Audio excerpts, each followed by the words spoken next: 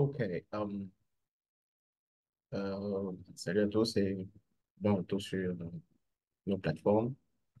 Alors, ceci est une vidéo pour accompagner la vidéo. Ceci est une présentation pour accompagner la vidéo que nous avons fait sur la géophysique utilisée en agriculture, principalement les méthodes électriques utilisées en agriculture. Alors, nous allons rapidement couvrir les méthodes électriques. Ici, nous allons parler principalement de la tomographie électrique. Je ne pense pas que nous allons parler d'autre chose.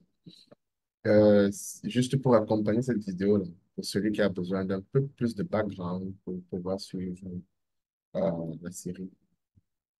La tomographie électrique, c'est une méthode électrique qui est basée sur les propriétés de conductivité des matériaux. Tomographie, parce que c'est un peu comme une imagerie. Vous vous rappelez qu'on parle euh, de, la tomographie des impédances électriques en médecine. Lorsque vous partez, par exemple, faire une radio et que on scanne votre corps pour pouvoir avoir, déjà pour visualiser ce que vous avez à l'intérieur du corps, par exemple, on veut avoir une image de la fracture de votre os. Voilà, on veut avoir une image de votre scan, on veut avoir un scan cérébral.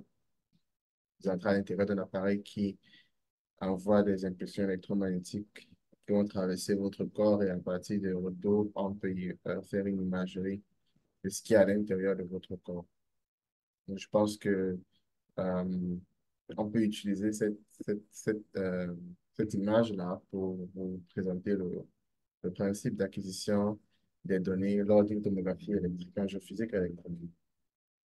Alors, comme j'ai dit tantôt, dans la vidéo portant sur l'agriculture et la géophysique électrique utilisée en agriculture, les méthodes électriques sont principalement basées sur la résistance des matériaux. Mais on parle de résistivité parce que dans notre cas ou bien dans notre contexte ici, on travaille avec des corps qui ont des géométries différentes. Et du coup, maintenant, à cause de la géométrie qui change, la valeur de la résistance, entre guillemets, peut changer. Et pour avoir une valeur qui est propre à un type de matériau, on tient compte de la géométrie de ce matériau et on dit que tout au long de cette distance, ou bien tout au long de cette géométrie, c'est de même résistivité parce que la résistance appliquée à un facteur géométrique était la même. Voilà. Donc, c'est courant, euh, courant, différence de potentiel, de résistance, même principe.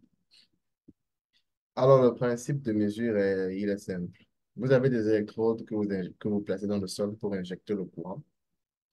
Vous avez des électrodes à une distance donnée des électrodes d'injection pour mesurer la différence de potentiel. La différence de potentiel vous permet de déduire la résistance dans ce circuit. Et la résistance appliquée à un facteur géométrique vous permet d'avoir la résistivité le long d'une distance et d'une section. Donc, le long d'une distance et d'une section. Donc, le principe est aussi simple que ça. Alors maintenant, les propriétés résistives des matériaux vont changer en fonction des matériaux, bien évidemment. Et en fonction de beaucoup d'autres choses. Mais ici, nous, par exemple, nous présentons les propriétés du granit, du gabbro, des schistes, des quartzites. Et ainsi de suite, vous allez voir que les argiles, par exemple, ont une très faible résistivité. Pourquoi? À cause de leur propriété d'électricité de surface. Je ne sais pas si vous le savez. Pour ceux qui ne le savent pas, les argiles ont une capacité à retenir l'eau sur la surface de leurs particules.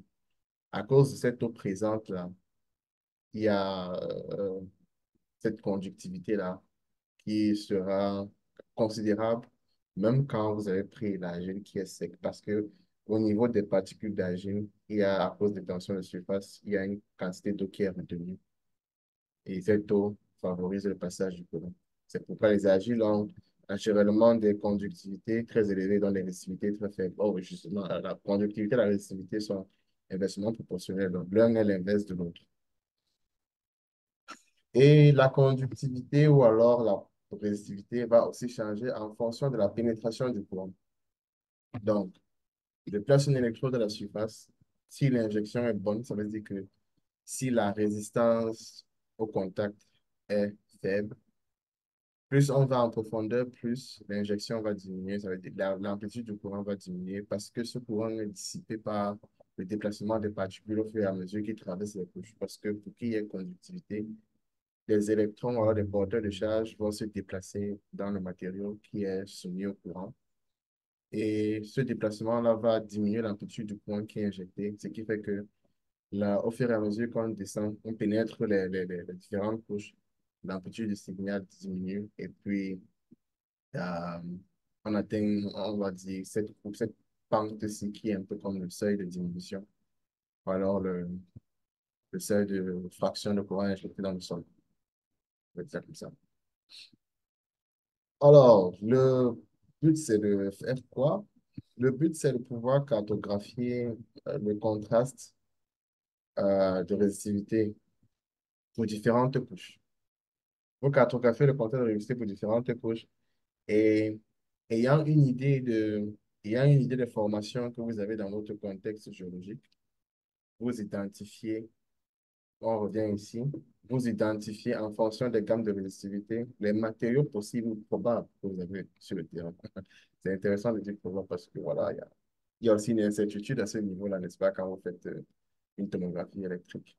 Alors, vous pouvez faire une tomographie électrique, alors vous pouvez faire un sondage. Le sondage peut être réalisé directement à partir d'un équipement bien spécifique, ou alors vous avez effectué une tomographie et les données que vous avez, puisque le sondage, c'est une injection et puis l'espacement des électrodes qui varie pour la même injection. Vous pouvez avoir la même chose sur une tomographie, une injection et puis l'espacement des électrodes qui varie pour l'injection. Donc, vous pouvez avoir le sondage à partir de votre tomographie ou alors le sondage à partir de votre matériel de sondage. Cette différence, c'est le prix. Le prix pour un instrument de tomographie est plus élevé que le prix pour un instrument de sondage. Donc, c'est à considérer. Et ces implémentations-là ne sont pas anodines. Vous n'allez pas juste sur le terrain et vous placez les électrodes de façon aléatoire et vous mesurez les différences de potentiel et dites que vous avez des résistivités. Il y a des configurations géométriques. Ici, je présente deux, la configuration Wiener et la configuration Schlumberger. Vous avez aussi le dipôle-dipôle, le pôle-dipôle. Ces configurations vous permettent juste de transformer la résistance que vous avez mesurée en résistivité. Et vous allez voir ça ici.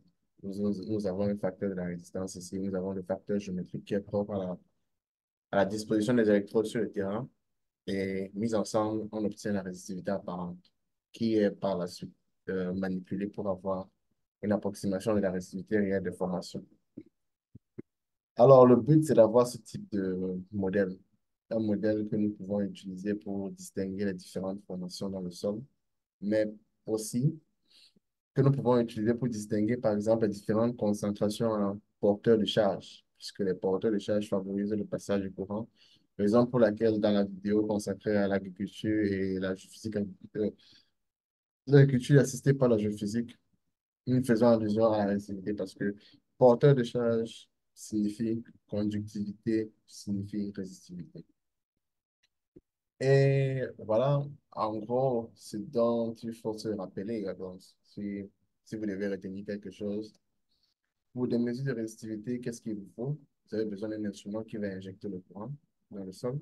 Vous avez besoin d'électrodes qui vont permettre à l'instrument de mesurer la différence de potentiel entre les électrodes à une distance donnée.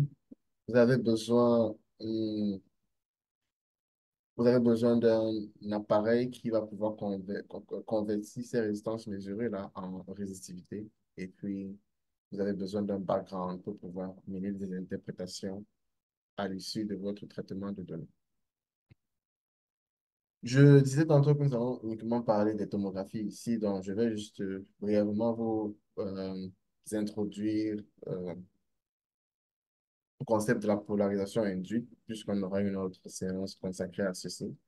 Mais lorsque vous menez, par exemple, une tomographie électrique, vous activez votre résistométre. Pendant la période où le résistométre est en train d'injecter le courant, votre appareil est en train de mesurer les valeurs de résistivité électrique, on va dire ça. Ce qui se passe, c'est quoi?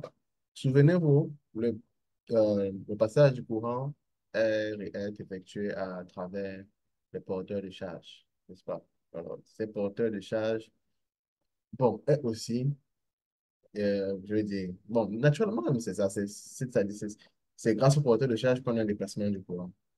La raison pour laquelle c'est ambigu, la raison pour laquelle ça s'est un peu mélangé, c'est que lorsque vous avez, par exemple, imaginez-vous un corps qui est très compact et qui a très peu de porteurs de charge, mais qui a des fissures et ces fissures sont remplies d'eau. Au contact de l'eau, le courant va circuler plus vite, ce qui fait que la résistivité du corps va changer. Lorsque ce corps est sec, il n'y a pas de l'eau dans le corps et il est très compact, il a très peu de porteurs de charge, la résistivité sera naturellement forte et à l'approche des fractures vives, la résistivité sera encore très grande. Il y aura un très fort contraste en résistivité. Du coup, maintenant, le traitement de données de résistivité euh, apporte une certaine ambiguïté à ce niveau où il y a la réactivité qui est causée par les matériaux qui remplissent les pores et il y a la réactivité qui est causée par le simple fait que le corps en lui-même possède des porteurs de charge. Pour pouvoir faire une bonne distinction, qu'est-ce qui se passe? On implémente des méthodes comme la polarisation induite.